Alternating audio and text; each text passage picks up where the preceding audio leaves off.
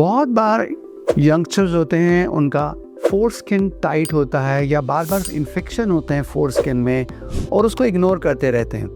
आइए मैं आपको स्टोरी बताता हूँ। एक मेरा अपना पेशेंट जो 35 इयर्स है, इसको पिछले 7-8 ईयर से टाइट फोर स्किन था, बार बार इन्फेक्शन हो रहे थे फोर स्किन में and he was ignoring it. काफ़ी समय जब हो गया, 7-8 ईयर्स हो गए, तो ही केम टू माई OPD। बोले कि डॉक्टर साहब बार बार इन्फेक्शन हो रहे हैं फोर स्किन में, फोर स्किन पीछे नहीं जाता है।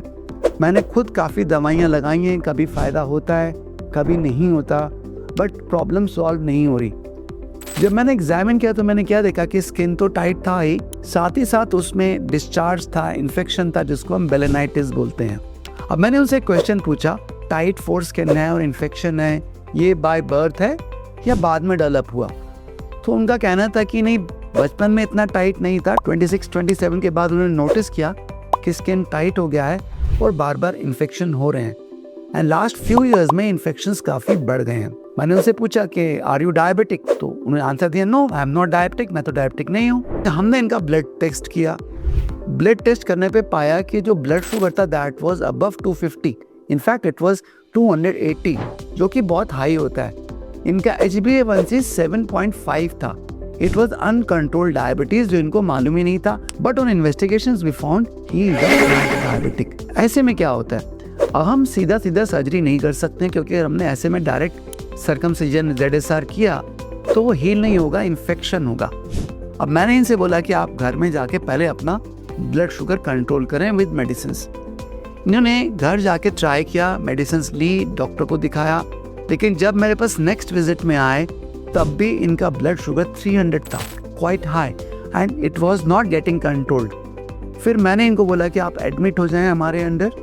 हमने इनका सबसे पहले डाइट चेंज किया, fast foods, sugars, simple carbohydrates वो बंद किया, इंसुलिन चार्टिंग किया, दिन में 3 बार 4 बार इनका शुगर चेक किया, उसके अकॉर्डिंग इंसुलिन देना शुरू किया, कुछ मेडिसिन देना शुरू किया। 4 to 5 डेज में इनका शुगर कंट्रोल में आना शुरू हुआ।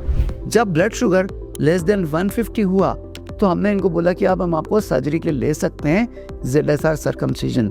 आफ्टर दैट सर्जरी ऑल्सो काफ़ी दिनों तक हमने उनको अपने सुपरविजन में रखा, ब्लड शुगर मॉनिटरिंग करी, शुगर कंट्रोल किया। अब क्योंकि इनको इन्फेक्शन भी था, वैसे तो हमने एंटीबायोटिक बिफोर सर्जरी दी थी, इस इन्फेक्शन को प्रॉपरली कंट्रोल करने के लिए हमको ओजोन थेरेपी और हाइपरबैरिक थेरेपी के भी कुछ सेशंस देने पड़े।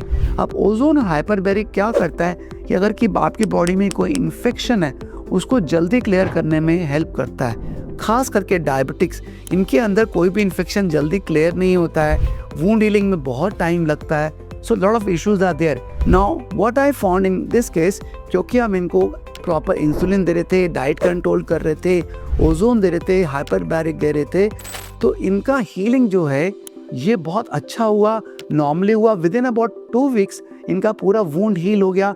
जबकि हमको बहुत डर था कि ब्लड शुगर अगर 300 है तो शायद वुंड हीलिंग में प्रॉब्लम आए और ये वुंड हीलिंग काफ़ी लंबा टाइम ले। फिर इनका जो सिलिकॉन रिंग है वो भी शेड हो गया and the patient recovered very uneventfully and very nicely.